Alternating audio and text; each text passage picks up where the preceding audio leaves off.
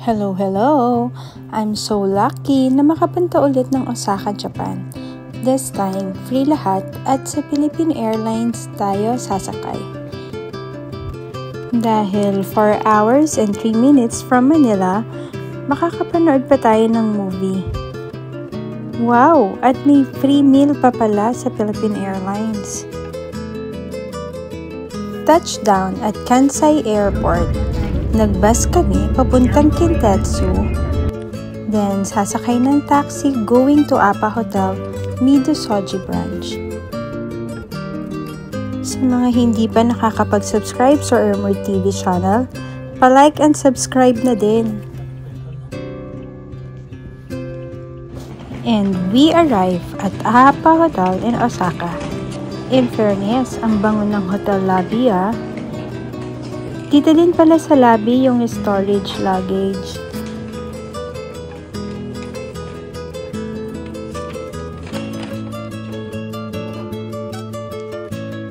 Ito yung room ko, typical hotel room sa Japan. Maliit, pero kompleto naman ng amenities. For your info, pag ganitong season sa Japan, heater ang lumalabas sa aircon nila.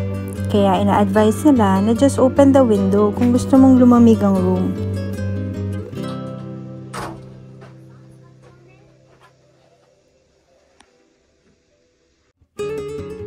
We had our dinner sa Yakitori. They served chicken sashimi. Day 2, and ready na ako for Summit 2025.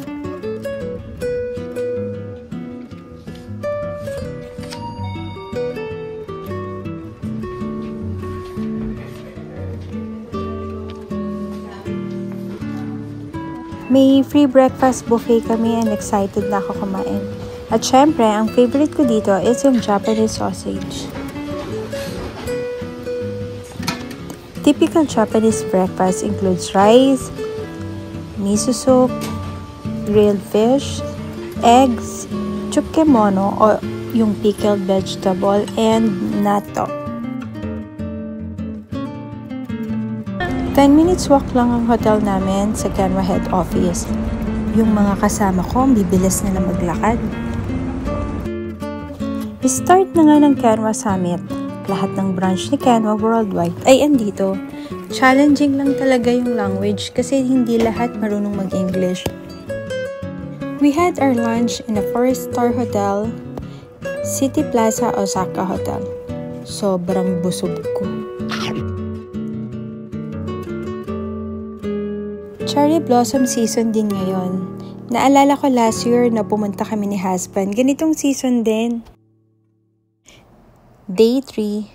After ng meeting, kumain naman kami sa one of the oldest tempura restaurant sa Osaka. Ang kwento ni Mr. Koba, 26 years old pa lang siya nag-ooperate na itong restaurant na to. At yung cook nila, 85 years old na yan. Ang sipag, diba? Sa Japan kasi, marami pa ding nagtatrabaho kahit after retirement nila. It's shopping time! Dito kami naglalakad sa Shinsaibashi. It is known as one of the busiest and oldest shopping streets here in Japan. From clothes, cosmetics, shoes, street foods, and restaurant, lahat andito. At di lang yon, marami ditong tax-free shops. Hello guys, hindi man ako nakasama sa Japan, tuloy pa rin ang toy hunt. Weekend driver! Crossbeams! Shinobi! Fujin Sword! Then, nag-dinner din kami sa Torohachi Shoten in Shinsaibashi. Specializing in fresh seafoods yung restaurant. Yang lumalangoy na yan, squid yan, na later isi-serve na sashimi. Day 4, sobrang lamig sa labas, parang nasa 10 degrees ang temperature. We are going to Hiroshima via Shinkansen.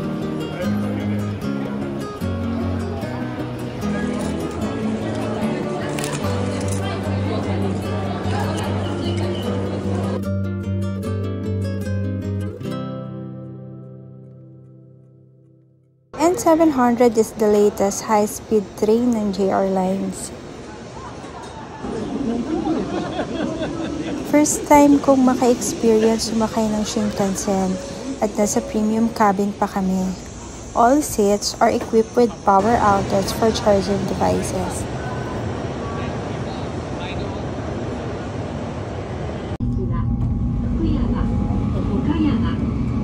Automatic palang door dito papuntang CR. 1 hour and 20 minutes ang travel time kapag sa Shinkansen at 300 km per hour ang takbo nito. 5,000 ang one way sa premium class. Pero kapag nag-bus ka, aabutin ng 5 hours and 36 minutes ang biyahe mula Osaka to Hiroshima. Welcome to Hiroshima! We visited Hiroshima Peace Memorial Museum. You need to allocate 2 to 3 hours in the museum and meron ding ibibigay sa'yo na headset so you can hear the narration of each exhibit sa prefer mong language. August 6, 1945.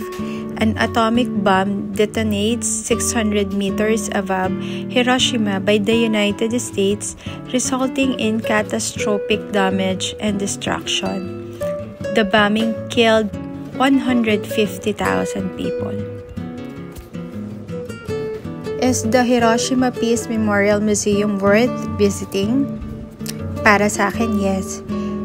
It continues the promotion of world peace by exhibiting the effects of the bombing on the city and encouraging visitors to reflect on the consequences of war. The Genbaku Dome was the only structure left standing in the area. Kilala din ito sa tawag na A-bomb dome. It was designated as a UNESCO World Heritage Site in 1996.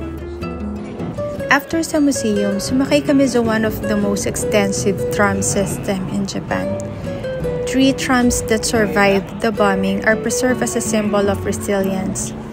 1910, nung nag-start ng operation ng tram system dito sa Hiroshima.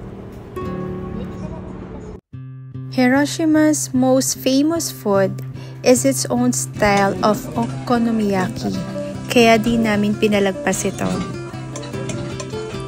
Early dinner naman namin at Le Garage. They are known for tarama beef. Day 5, going to church since it's Sunday.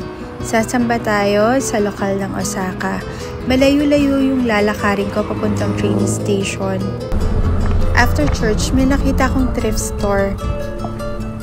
Kaya sinilip ko na din ito kung ano-ano yung mga naka-display. Itong shoes na to maayos-ayos pa. May mga wallet, bags, shoes, clothes. Pero ang ending, wala akong napili.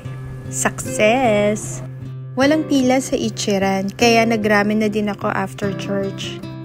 Last dinner namin together at bukas, flight na namin pabalik sa kanya-kanyang bansa. Dito kami kumain sa Matsusaka at Namba. This is a high-end teppanyaki restaurant na nag-o-offer ng Wagyu beef from Kobe.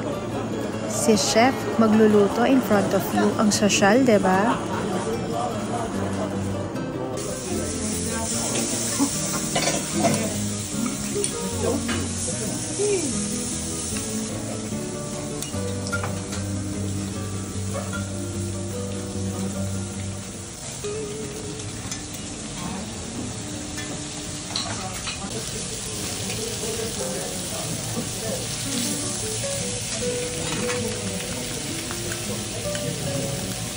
Sauté lobster and Wagyu beef yung in-order ko dito.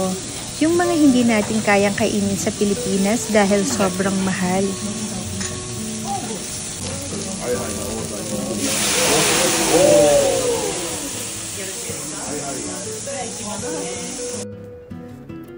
Dumaan na din kami sa Dotonbori para sa photo op kay Glicoman.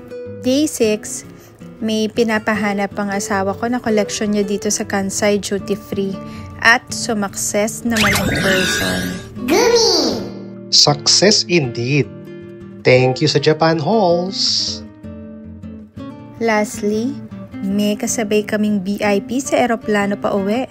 Naka-business class kasi tayo. That's all for my vlog. Ang hirap palang maging vlogger. 6 months in the making itong video na to ah. Thank you for watching. Abangan ang next vlog namin. Bye!